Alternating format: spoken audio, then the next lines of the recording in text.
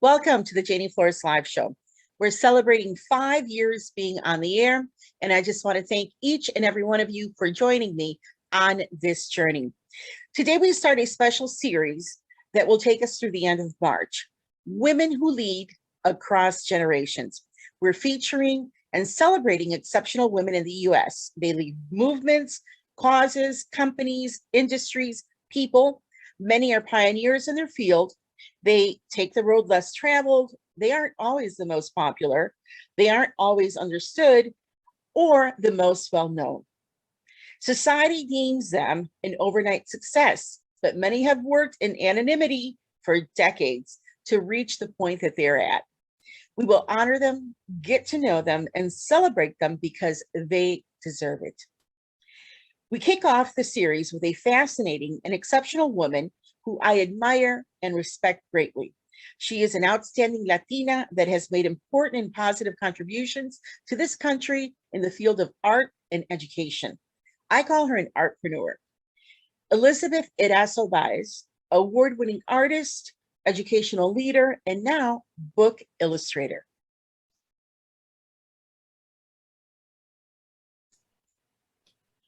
Hello. Hello, Elizabeth. Hi. Wow. Welcome, Elizabeth. It's so good to have you on the show once again. How are you doing? You look fabulous, by the way. So do you. So do you. Thank you. Thank you. I am doing well. I'm doing well. Thank you. Wonderful. Well, Elizabeth, as you know, Janie Flores Live is celebrating 5 years being on the air. We've interviewed over 350, I was going to say 350,000, but 350 guests during these last 5 years.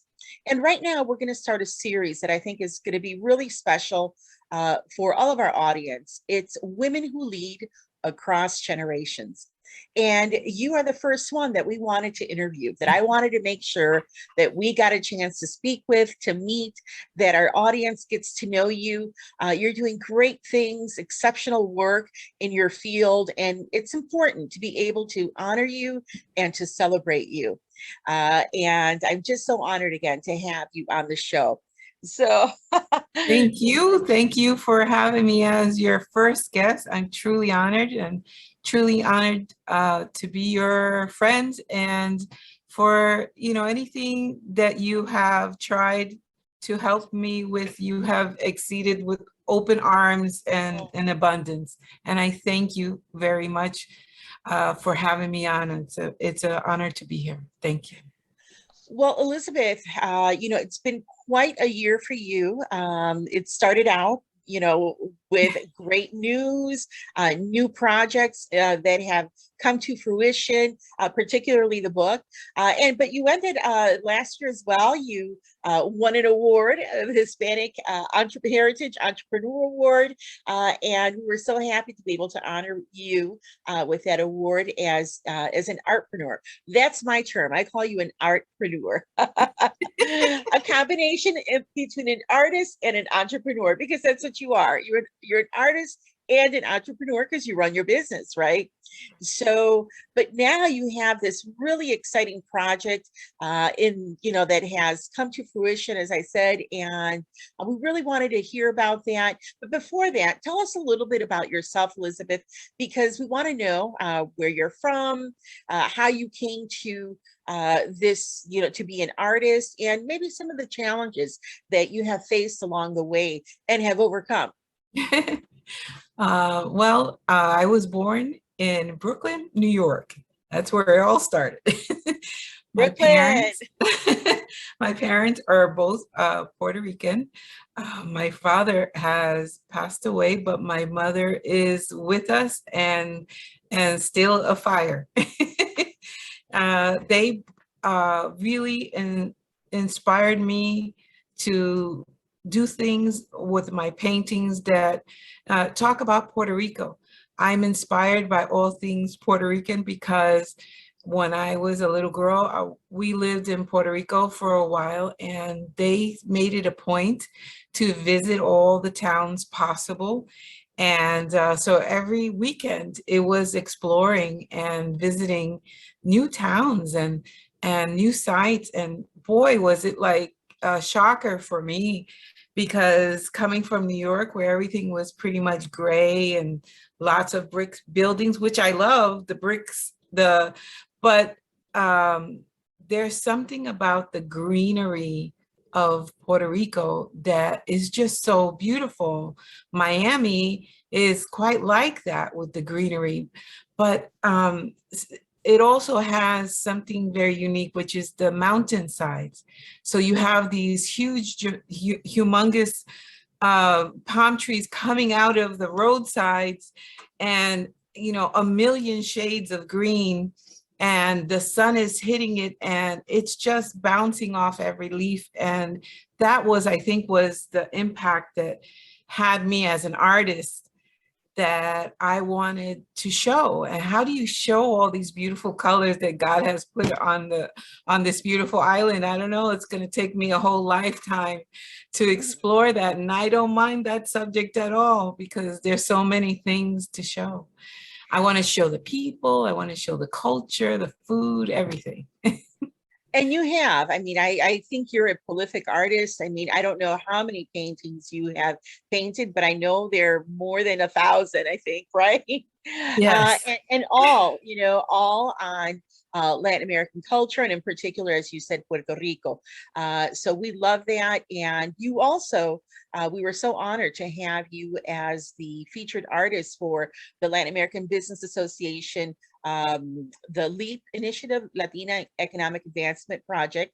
You painted a special painting for us, the flowers of Latin America. We created a scarf and have used that to raise funds to give scholarships to micro businesses led by women. So thank you very much for that. And it really is beautiful. And I hope that people will contact me about that scarf, because it's exceptional.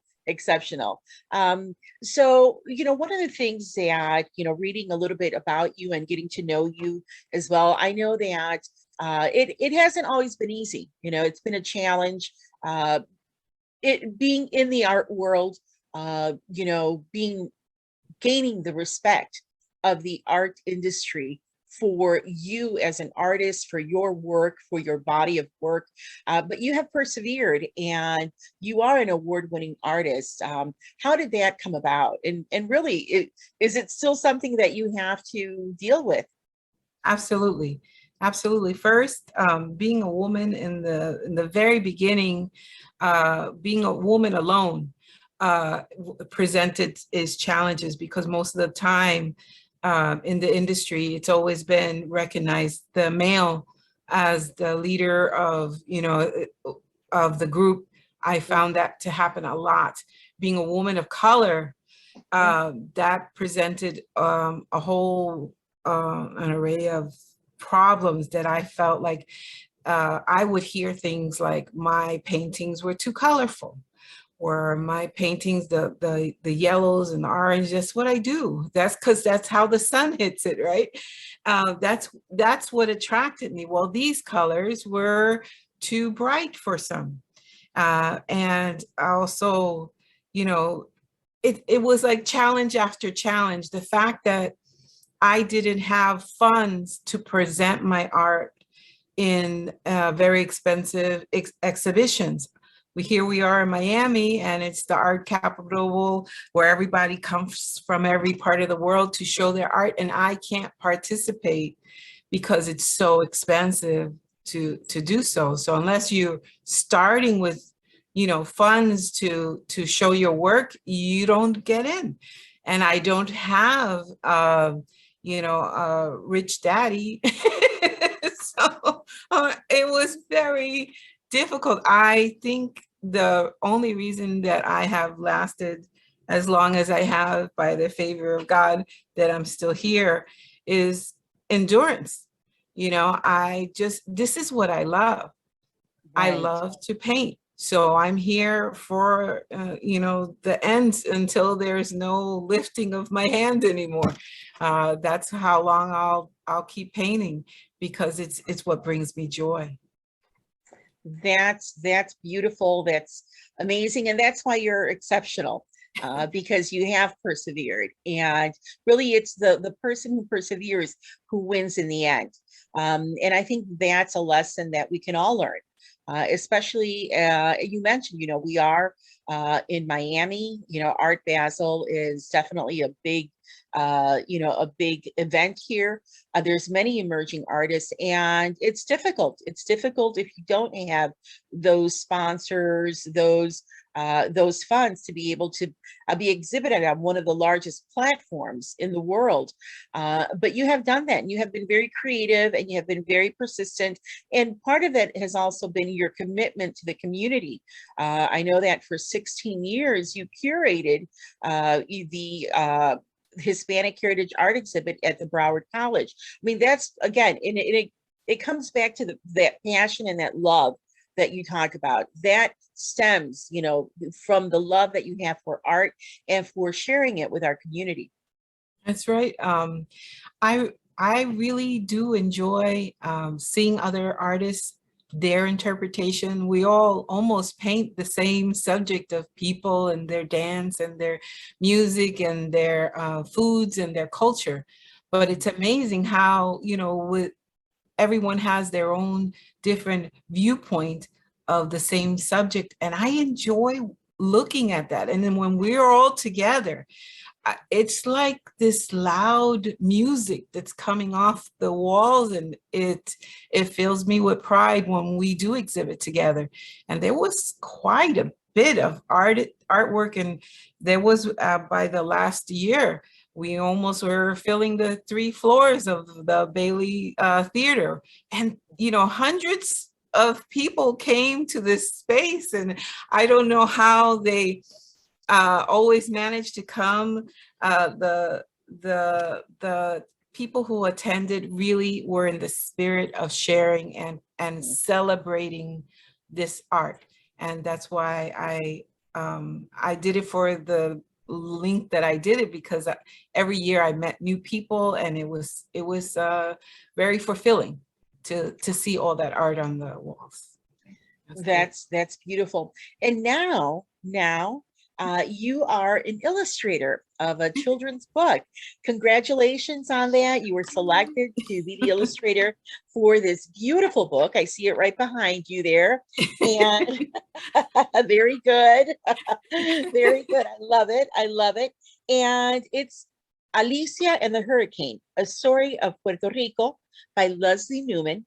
And you are the featured illustrator for this book. Tell us about that experience, how it came to be, and what inspired you. Well, they sought me out, I believe, because I was such a dedicated, to my subject of Puerto Rico. Yeah. And they wanted someone who was authentically painting the subject. So to me, it was quite easy to get into the subject. I had so much reference, and I was, anything that I was unsure of, it's always, you search and you search through every book and every photograph. And I was rattling the cages of my family. Do you have that picture in the campo that you had? And anything that would show, how it looked before and the after of a hurricane. Puerto Rico has been through so many damaging hurricanes. It was not only Maria that was inspiring in this story, but they did not name it specifically, but they wanted to show that how this family suffered, which were many who suffered during the hurricane. And they wanted to show the trauma of what the parents and the child, Alicia, went through when it's the fear of it coming and the fear of, will I ever hear the coquis again? Because those are usually the little animals are the first to disappear, because, they're drowning. And this was quite a fear among many people. Where are the coquis? Do we still hear? And so when they came back, like the resilience of the Puerto Rican people, it was like hope. It was reassurance that everything is going to be okay, because Puerto Rico grows back and we rebuild. And that, I think that's part of the spirit of the book, is even though, you know, it tore down many houses and spirits, they rebuilt. And so I admire all of these spirits that, you know, keep going, stand up and keep going, you know. And Yes. what else? I'm Much proud to to be admire. part of it. That's wonderful. So Elizabeth, tell us, where can we get the book? Is it already, I don't know, like on Amazon or Yes. any other book site? Sorry, there is Barnes and Noble. You can pre-order it. April 19th is when the actual book will be ready to ship.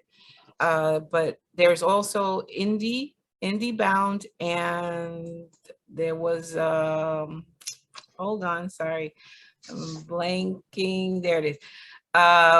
Amazon. So you can just search up Alicia and the Hurricane, and then you'll see them. You'll see Barnes and Noble and all these. So this is the first time that I had a book. And so I'm like, I trip over myself just thinking that, you know, this is out there, and I'm so proud and excited and all these things. I'm very, very happy with the book. It looks beautiful with the colors that was chosen on, and the weight of the book. And so all these things, I mean, to me as a mother who used to read to my children, it's a nice weight for, you know, that midnight reading. I mean, not midnight, but that night before you go to bed, reading for your children should be a lot earlier than midnight, let's say 8. Well, we are proud of you. We're excited with you. We definitely want to encourage all of our friends to go to Barnes and Noble, Amazon, Indie, all the websites, and look for Alicia and the Hurricane by Leslie Newman, illustrated by Elizabeth Erazo Baez. Yay! Yes. So Elizabeth, how can we follow you on social media? Where can we see more of your work? Well, Baez Fine Art is my website, and you can find me on the Instagram and Facebook. But Baez Fine Art is where I put all of my new paintings, and this is my most productive time during the summertime to paint, and I hope there's a few exhibitions coming up. So this is where I post all my new events coming. So please check that out. And I'm just excited about all the possibilities that will come in the future. So are we. Well, thank you very much, Elizabeth, for joining us today on the program. Thank Really, you. it's been such a special time to get to know you a little bit more, to learn about the challenges that you have overcome, and to look at what the future has in store for you, an exciting future. We wish you the very best, and you know that we're right behind you, girl. Thank you. Thank you. I feel it. Thank you for your support and everything that you do. Thank you. You're a wonderful role model. Oh, thank you. Thank you, my friend. I appreciate that. Thank you. All right. Very good. Thank you.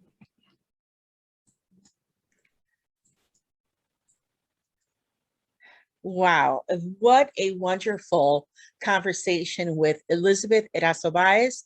You can follow her on Baez Fine Art on social media, on Instagram, on Facebook, and her website is baezfineart.com, and you can get more information on the book Alicia and the Hurricane by Leslie Newman, illustrated by Elizabeth Erazo Baez. Thank you so much, Elizabeth, for joining us on the start of this new series, Women Who Lead Across Generations. Thank you once again to our sponsors, AARP South Florida, Latin American Business Association, Florida Venture Foundation, and of course, Buena Vida Media. Thank you so much for joining us today.